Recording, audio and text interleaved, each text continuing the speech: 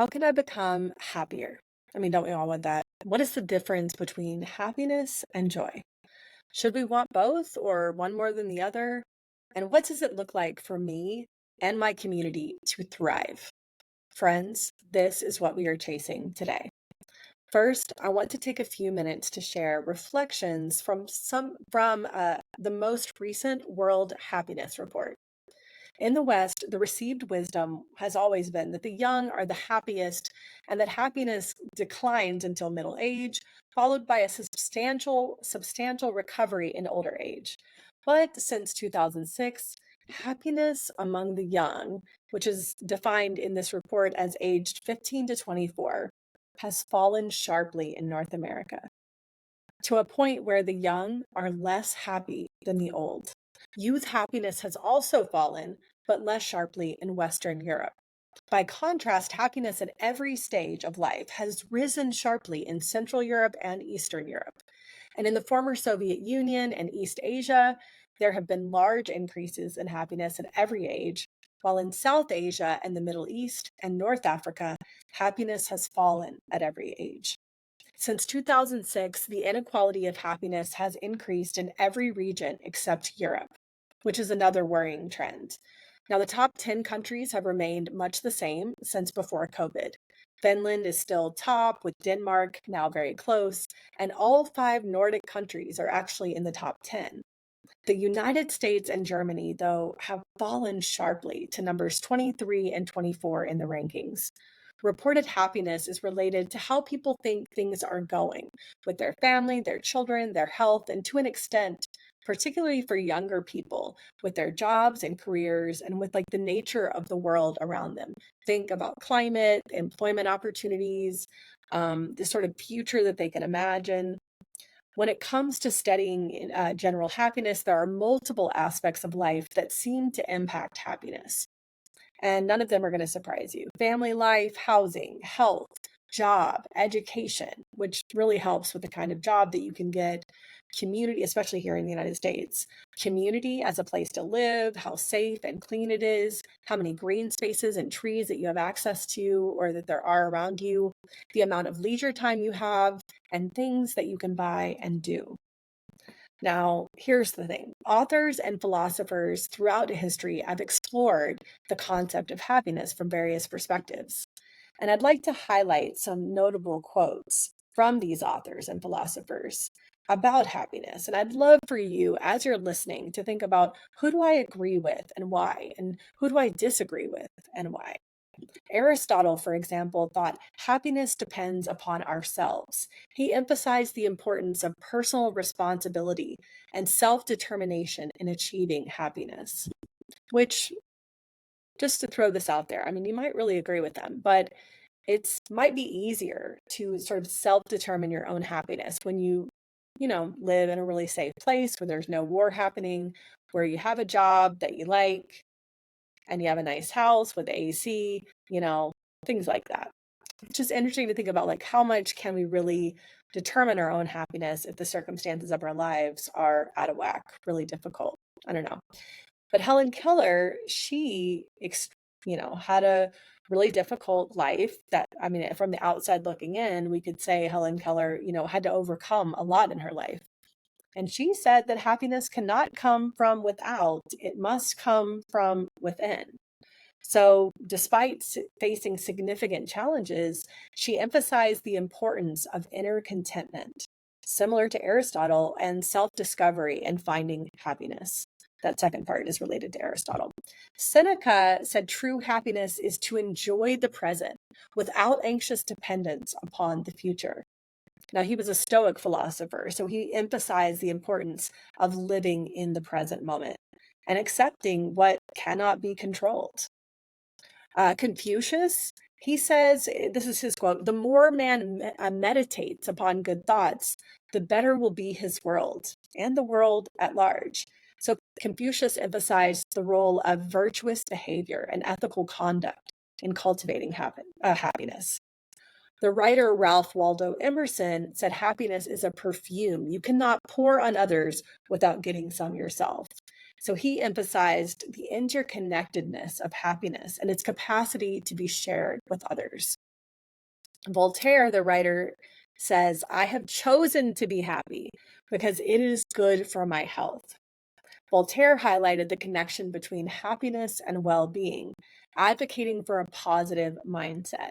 And similarly, Leo Tolstoy says, happiness does not depend on outward things, but on the way we see them. Tolstoy reflected on the subjective nature of happiness and the importance of perspective. It's interesting because a lot of these authors are talking not about circumstances, but more about the state of mind and the way that we perceive our circumstances. But as a joy researcher and the guest that I'm going to talk to today, I do kind of wonder, is that really, I don't know, is that really happiness or is it more joy? Because for me, happiness tends to be more tied to, like, especially the way that we use this word in the English language, our circumstances. Like, I am eating this food and it makes me really happy. I have enough to live and that makes me really happy. I live in a safe neighborhood that I'm happy. I have friends, I'm happy. So it seems to be pretty circumstantial for a lot of us. Whereas joy seems to be more what these authors are talking about when I think about distinguishing one from the other. But I do want you to stick around and see how my guest today and I think about joy and happiness and whether they're like really related, totally distinct. My guest today teaches at the institution that I received 2 degrees from here in Los Angeles, which is Fuller Theological Seminary, as you just heard in her bio. But we didn't meet until I was working at Yale University. So we both lived in the same city for numerous years, but we actually met in Connecticut. Reverend Dr. Pamela King, welcome to the show. Thank you, Angela. Reverend Dr. Girl, it's so good to be here. Really good to be here. From New Haven to Pasadena, digital world. So we met because of the Theology of Joy and the Good Life Project. And this was a project that was dedicated to trying to understand joy in all of its dimensions. And it was my job to help find senior and emerging scholars to join the project and to research joy with us from all of their different fields of expertise. But Dr. King was chosen by, I think it was Skip, right? I think so. I was invited by... Yeah, maybe, right? Probably. Yeah. So before I came to the project, you were already a part of it. And so my job was to get more and more scholars to join, to find the best of the best. Like that was literally like our job. Like, can we find the best senior and emerging scholars in their fields working today and see if they will help us think about joy? And but they had already found you, the best of the best. And so you were already one of the network scholars. Why did you say yes to this project? That is a fabulous question. Well, I did receive an email to set up a phone call to talk about my interest in joy with the Yale Center for Faith and Culture. That's led by Miroslav Volf. I was deeply shaped by Miroslav's theology as a student when I was a student at Fuller Theological Seminary. So that was an initial draw. And I believe I had him in one of his last semester quarters here at Fuller before he left to Yale. But then the topic of joy was really intriguing to me. I am a positive developmental psychologist, in addition to an ordained Presbyterian minister with a kind of a heavy theological background, at least enough to be dangerous, and with a very strong interest in wanting to understand what does it mean for humans to thrive. That understanding of that has been evolving over time, but I knew joy was part of that. And I was also eager for the opportunity to kind of roll up my sleeves and think about and research the concept of joy, because even though it's a small word, without much thinking about it, I knew it was power-packed and needed to be differentiated from happiness. So I was really excited for the opportunity to think psychologically and also be in cahoots with theologians who were thinking about it theologically. Yeah. And I love this. I mean, if you just heard her bio, Pam has this rich background in psychology, obviously, education, experience, expertise, but also in theology. And so she works at this intersection. And so I'm excited to talk about all the things that you just said today, which is thriving, happiness, and joy. Could we start with thriving? As I read in your bio, you are the executive director of the Thrive Center. How do you define thriving? Yeah. So I might take a little bit of a countercultural view towards thriving. Mm. Thriving is one of those words that people love. It Yeah. rolls off the tongue, at least from a Western orientation, pretty nicely. In LA, you'll see it on billboards or buses, Kaiser Permanente. But I've given a lot of thought to what does it mean to thrive. And so I would say thriving involves growing into the fullness of yourself with and for others and for Mm. higher purposes. And so, for my orientation as a person rooted in Christian theology, as a Yeah. Christian, I might say growing and becoming one's best self with and for others and God. So, there's a spiritual component, whether you're of a specific religion or not, but it is meaning oriented and also joy oriented. Okay. So before we talk about the connection between thriving and joy for you, could we talk first about happiness, and then, how you distinguish happiness and joy? Uh, I often hear parents say things like, I just want my children to be happy, Mhm, or do whatever makes you happy, or I mhm, just want to be happy. mhm, What do you think people really mean by this, like by statements like that? mhm. I think I've come to have deeper appreciation for happiness. When we started doing this work on joy, I kind of wrote off like happiness is very superficial. Mhm. But that was like, what was that, circa like 2016? Now, on the other side of COVID, I often think I hear parents saying, I want my kids to be well. I don't want them to be plagued with anxiety or depression or other mental health issues. And I want them to have positive affect in their life. They want to be happy, to smile, to joy, to enjoy things. And I'm Yes. trying not to use the word joy or anything related to joy, but it often has to do with positive feelings and positive affect. Yeah, and so that's a good thing to want for our children or for ourselves, right? It's okay to want to have positive feelings. Do you think that happiness is necessary for thriving, or how do you see the relationship between thriving and happiness? That's a great question. Thriving, the way I conceptualize thriving is growing into the fullness of oneself or becoming one's best self is a Right. lot of work. I mean, just discovering who we are and what we love is challenging, and also there's a lot of things that get in the way of that.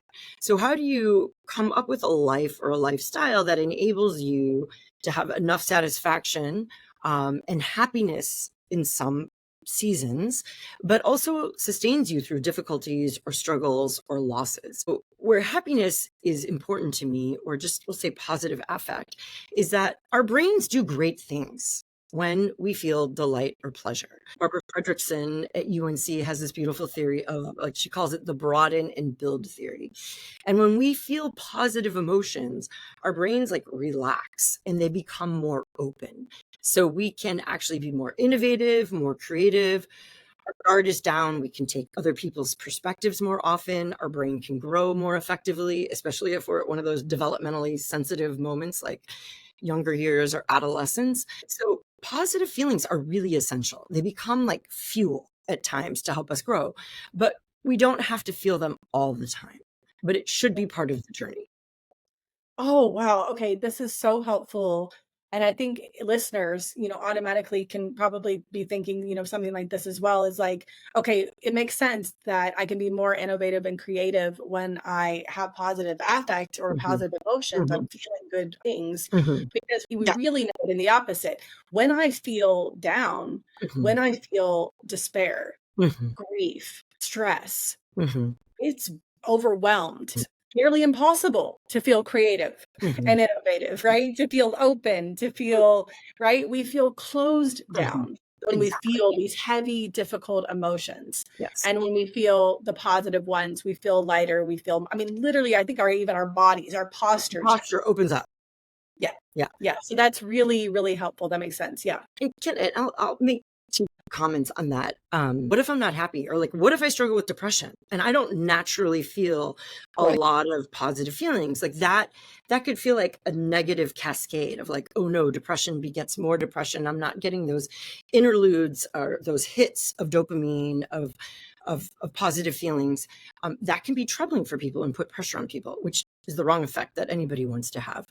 But that's where some of the positive psychology science is so great of, like, well, we can actually be intentional about practicing different positive emotions like gratitude. So we can all think and be more mindful of like, oh my gosh, I got to meet this person today, or the sun came out, or the flower, or that lovely makeup product that I showed you, or, little things that we can find some delight or pleasure in, that if when we slow ourselves down, we can help induce some of those positive feelings.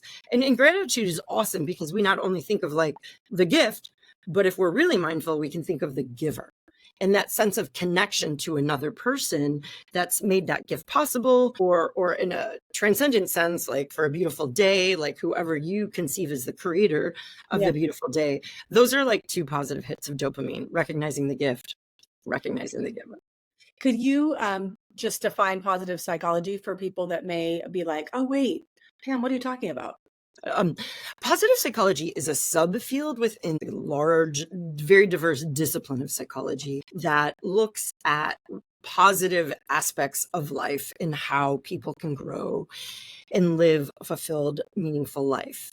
I differentiate myself within positive psychology as a positive developmental psychologist. And so developmental psychologists are a little different than positive psychologists, but we really look at how malleable, how people can change and grow, and how they can grow in good ways that not only enhance their own experience of their own self and their own identity, but also contribute to the world beyond the self.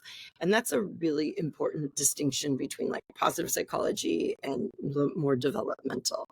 And Mhm. so my going back to my definition of thriving, of becoming your best self or your fullest self with and for others, Mhm. if we're just focused on ourselves as like personal growth projects or our own happiness, and not doing that in the context of relationships and for greater purposes, it becomes a very dry well quickly.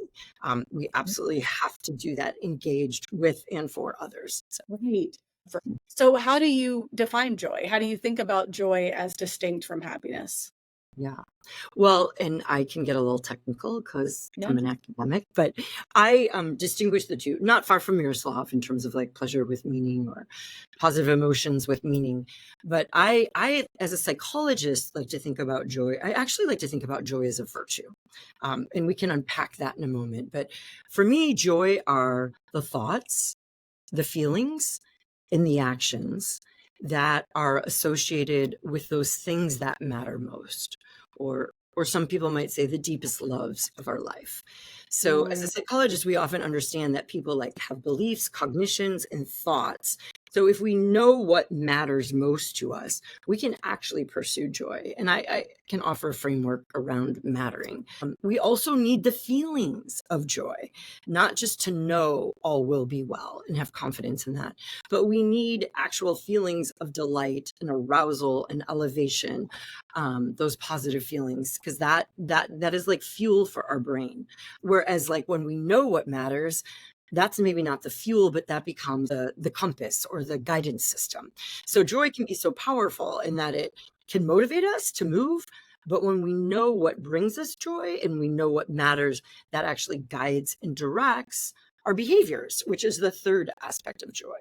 So for me, joy is a deeply informed emotion, or I would like to push for a virtue because it's something we can practice and cultivate that is informed by those things that matter most to us. Yeah. I mean, I really, really resonate with this. In my book, The Gravity of Joy, I really probably my key definition in there. I have several different definitions, but one of mine is joy is the recognition of and connection we feel to meaning, truth, beauty, Mhm, mhm, goodness, one mhm, another, God. mhm, mhm, So it's this realization like, oh, there's meaning and it has something to do with my life. There's mhm, truth. It has something to do with me. I feel connected to this truth, connected to mhm, this goodness, mhm, to this world around me, to others. mhm, mhm, And then the other one that I really love is joy is an illumination. It's the ability to see beyond to something mhm, more. It's mhm, this something more, which I'm drawing on another author there, Adam Potgay, in his book, The Story of mhm, Joy. And so for me, happiness can lead to joy, almost sort of thing. But I mhm, do see that joy for me has a grit that no other positive emotion has, right? It's not naive. mhm. Joy Yep. has this ability to share space.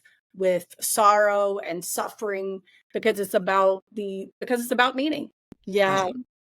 So when I, from our days in the joy work, would often talk about telos and joy Yeah. as, this kind of beyond the self purpose, Mm. otherworldly almost purpose of like, what is purpose in our lives?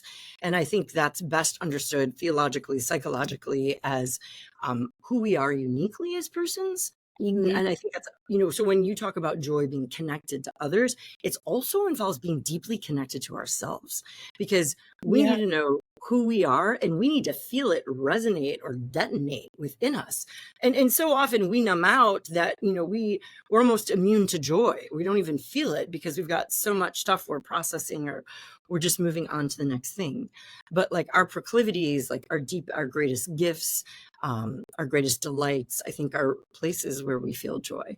But when we do those, with others or for others, because the people in our life are also great sources of joy and our relatedness is inherent to who we are, that's so important. So when you talk about ice cream, like ice cream's awesome. I mean, like McConnell's, if you live in the Southern California area out of Santa Barbara, their caramel chocolate chip is just insane. But like when I have that with my family, like when my 18-year-old and I go to Salt and Straw to share ice cream, like that's so much more enjoyable than me binging on ice cream on my own, even though it's the same ice cream. Um, so that when things connect us to others, that's more powerful. And when they connect us to our deepest meanings, to our greatest aspirations, our values, our beliefs, that are also sources of joy. And those are so important because those endure in the chaos of life. So when we go through ups and downs, when we're losing things, we can still hold on to those enduring sources of meaning as sources of joy. And sometimes we have to remind ourselves of those, that, all will be well.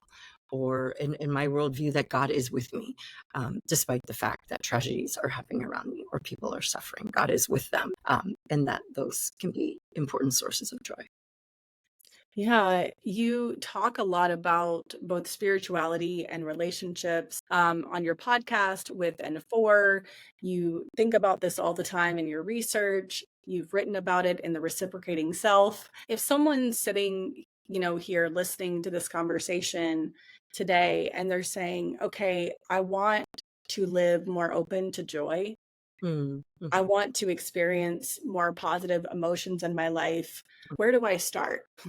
Those are awesome questions. I'm going to land with being connected with people and, whatever that beyond the self source of meaning, God, nature, science, people have different ways of conceptualizing that transcendent other. But as humans, we tend to experience those connections through ourselves, through our hardware that has been deeply influenced by our social world. So it's not just like how you're born. And so in the work we do with Thriving, one of the first invitations or suggestions is to really be able to attune to your own feelings. And so these days, like practices of mindfulness, body scans, I'm often inviting people to like just do a body scan and what is your body saying to you? What do you feel? Like, are you feeling stress in your shoulders? That's easy. Do you feel lightness in your heart or in your fingertips? And just to observe and become attuned of these feelings and then become aware of what they might be signifying or meaning. And again, I think we are so busy, so preoccupied. I'm so thrilled I can't reach my phone right now. That means it's not in reach. But we're so preoccupied checking things that we often don't take those moments to check in with ourselves. But when we do kind of use our emotional landscape, our emotional selves as a sounding board, or we look at our emotions as signals, that can start to point us towards what matters. So, wow, I just got to go to a lunch with the trustees at Fuller. Yeah, And I love being with big thinkers like that. I just get excited when people are exchanging big ideas me that too. might have social impact. But just my being able to pause and go, why was this obligation that I had to do actually such a source of joy for me? It was connecting with people and the exchange of ideas, and a shared love for Fuller Theological Seminary, which is very meaningful to me. But to take moments to break that down And then when we think about our lives and how our lives are going, when we can find sources of joy, whether it's people, activities, situations, how do we align our lives to get more of that? That's kind of crude, but how do we chase joy, sources of joy in our life? So, you shared with me that, you have been in this professional, extraordinary journey, pioneering in all these new areas with your expertise and realizing there's some things that light you up and that you love. And then there's some things from other places or positions you've been in that you miss. And like it takes different experiences and our reflection of what really brings us joy. And then how do we plan the next stage for more of those things? What can we live without in a certain season, or what can we not? So I really encourage people to think like, who are the relationships that really give you joy in your life? And how do you get more of them? Like, are you spending so much time with your friends on Instagram that you're not really checking in with your lifelong friends or your family? So that would be my spiel on relationships. I can say a bit more about spirituality. Yeah, please do. So, so as a psychologist, a very strange thing I do is I study the psychology of spirituality, which has not always been the most popular thing to do in psychology, but increasingly is. And so I'm really interested in how people connect to, become aware of, or experience a source of transcendence. So again, in the Christian worldview, God or the Holy Spirit. But for others, I just finished a study on cosmic gratitude of and how different people conceptualize a non-human giver. So when there is a gift that is not attributable to humans, who does one thank if one stops to think at all? Yeah. So I'm very aware that people have different ways of understanding like the cosmic, the sacred, the divine. But when we have a source of transcendence, and like in my worldview, God, who I experience and believe to be loving, when we can experience connection on that very large level, that has that much meaning, that much importance, sacred, those kind of experiences and relationships have a lot of psychological orienting power in our lives. It informs your identity and your moral code and how you see the world, and has an opportunity to bring order. So this can also help us understand our sources of joy. And that is very important. But that transcendence and the science of awe right now is really popular as another positive and transcendent emotion, that when people experience awe, it does that great stuff to your brain. It opens it up. So stop and smell the roses. It's a fantastic idea. Take in that aroma and pause and let your mind open up due to that, or take in the sunset, or take in the unique beauty of the stranger who looks nothing like you at the corner when you're crossing a crosswalk. And behold that beauty and just be in awe of the uniqueness of people. Yeah. And if you have to get there selfishly, do it selfishly. It's good for you, but it's ultimately good for them too. So we do that at kind of a metaphysical level. That really has huge impacts on our minds, our identity, our values, our goals, and enables us to live those more coherent lives that really do actually bring around more consistent joy. Yeah. I yesterday was on my way to the grocery store, and someone said, "You should go see the sunset before you go to the store, because you're here at the perfect time to go see the sunset over the ocean." And so instead of going to the grocery store, I go and look at the sunset for an hour instead. Fantastic. And that's the thing, is that we have to each take time in our lives, we can be on our way somewhere and go, okay, but do I want to intentionally create space in my life for awe, for opening myself up to this? We can set another practice that I've been doing in my life, Pam, is I've been setting my alarm whenever I get a notice that there's a full moon. I get a notice that there's a full moon. I will set my alarm for the time that the full moon's going to be out, and I go outside and try to find the moon. And it creates this space like, oh, there's a larger universe around me. There's not just my life. Right. There's a larger story being told. So my last question for you today is around just, I feel like so many people are, because of inflation, because of the upcoming election, because of the struggles of finding community in a post-pandemic world. I think a lot of people feel like they're surviving and not thriving, right? And so you've been talking about how to nurture, thinking about sources of joy. You've talked about relationships, spirituality, but you also mentioned meaning earlier. So if someone's saying, Pam, Angela, I'm hearing this conversation, I'm surviving, I'm not thriving. And for them, they feel like I'm struggling to connect with God, or I don't really have a sense of the transcendent. I'm struggling to find people to hang out with. And I also am struggling to feel like my life has deep meaning. What would the Reverend King say to this person as a psychologist and who studies spirituality, from all your background, but like also as a pastor, or as someone who's ordained, what would you say to this person? Yeah. Well, and I appreciate the question so much, because often when I just juxtapose like surviving versus thriving, like I might say something like, surviving is about me and mine, and thriving is about we, ours, us. But like, what if we know this? And like you said, the person's like, I'm having a hard time finding people or connecting, or maybe I'm on the spectrum and it is actually more challenging for me to connect with people because I may not have those perspective taking skills or capacities for empathy as more neurotypical people do. So what then do we do then? So we might know what we're supposed to do, but it might be hard. So actually with the Thrive Center, we have developed a tool. It's called Growing With and For. And it's actually we didn't want to just say relationships are important. We know that. But it's actually it's a nice guide that offers questions, suggests like 3 meetups.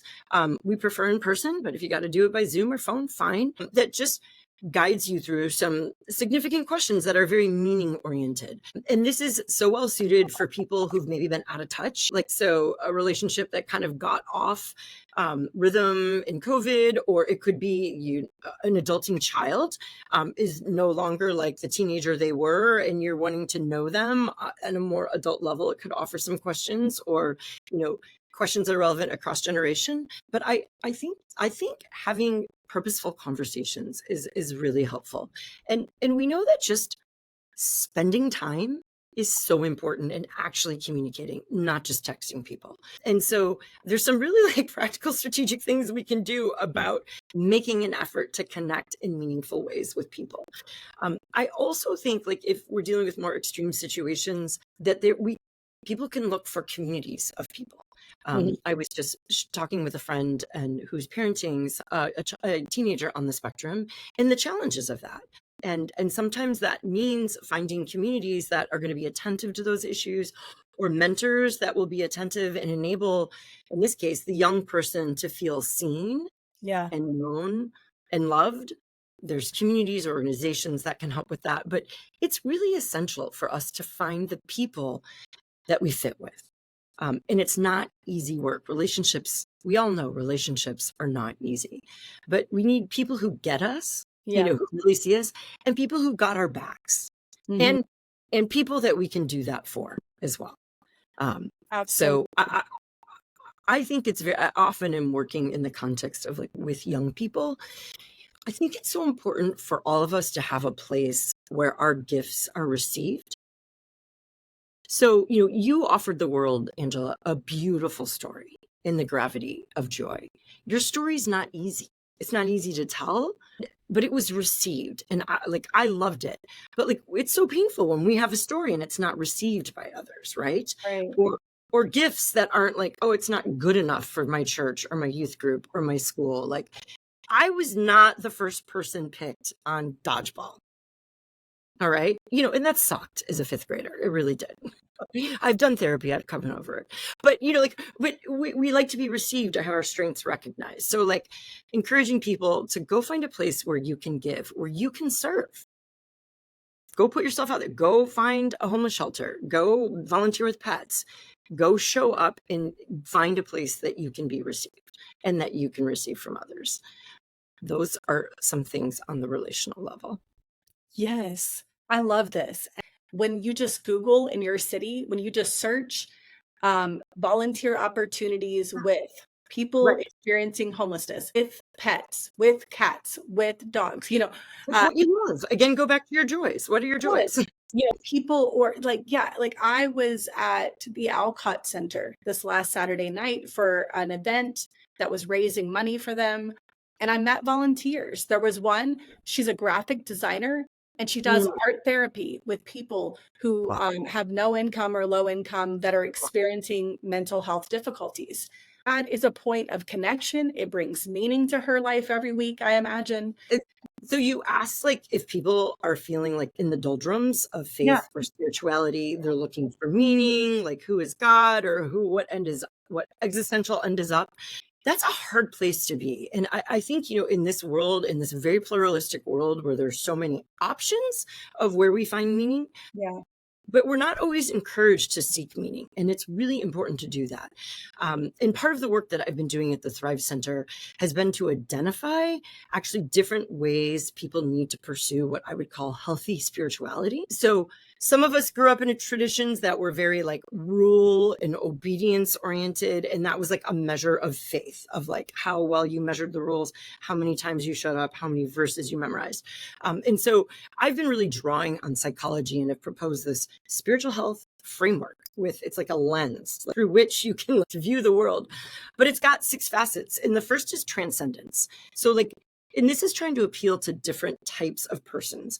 So like we all need transcendence. We Yeah. need those experiences of awe. So, if you're like, where is God? What is spirituality in my life? Where do you feel awe? Where do you feel wonder? Where do you feel that huge sense of connection? And what's the meaning behind that? Mhm. Is it art? Is it nature? Is it scripture? Is it spiritual readings? Is it yoga? Is it practices? Is it moving your body? So you might be shocked, but the framework has 6 facets and it spells thrive. So the first is transcendence. The second one is habits and rhythms. Yes. Spiritual practices are so important. So we all have them. You were exposed to them growing up, whether it's prayer, saying grace, walking, yoga, looking at the moon. One of the things I loved about what you said about looking at the moon is you do it monthly. That's a rhythm. Mhm. It's a monthly rhythm of pausing Yeah. and being reminded that you are a part of a bigger story. So implementing rhythms of rest, joy, delight, fun, play. Those are holy activities that we need to do. The R is for relationships and community. So Mhm. for those of us who are not feeling like we're spiritually on our game, go just participate in a spiritual community, like hope for contagion.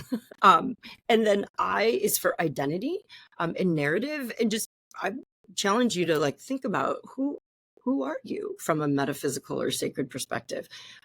Christians often talk about being beloved children of God. What is your identity in terms of your spirituality? Does your race or ethnicity impact that? Most likely. And then V is for vocation and purpose. And Mm. so often people feel like, oh, my faith, my religion, my spirituality informs my purpose. But for those of us who aren't clear on the meaning, sacred stuff, if you have a sense of purpose, like what does that say to you about what is the sources of meaning in your life? And how is that a sacred purpose or not? And the last is E for ethics and virtues. And, we have traditions of praxis of when we do things, then we might start to feel them. We don't have to have the beliefs to start. But as you were saying, we can serve and we can care for others, and that can stir us. Literally, we call it like a bottom up experience as psychologists, that our bodies start moving and then we start feeling and then we start thinking. But spirituality is more complicated than most people understand. And Mhm. those are 6 ways that people can really start to stir their internal world and how it connects with the external world and potentially the transcendent world. So, Wow. That is so helpful. I'm really glad that you broke down that for it. Do you feel like you can kind of come into it or like work on any of those? Like you don't have to start with transcendence. You can kind no, no, no, right. Yeah, of start yeah. with your identity, or you could Yeah. start with virtues, or you could start with, yeah, okay. And then then maybe then they each lead sort of to the other one. Maybe they're all Absolutely, or it's like it's not even a linear cycle. yeah. It's just, where I often challenge or suggest to people like, "Hey, maybe they're not struggling in their spirituality or their faith. Like, oh, like it feels good. Well, like, how's the service going? Or, do you have a sense of vocation? Or are there virtue? Are you living out virtues? What are the virtues that orient your life? Or where's your community? The nuns right now, I'm spiritual but not religious.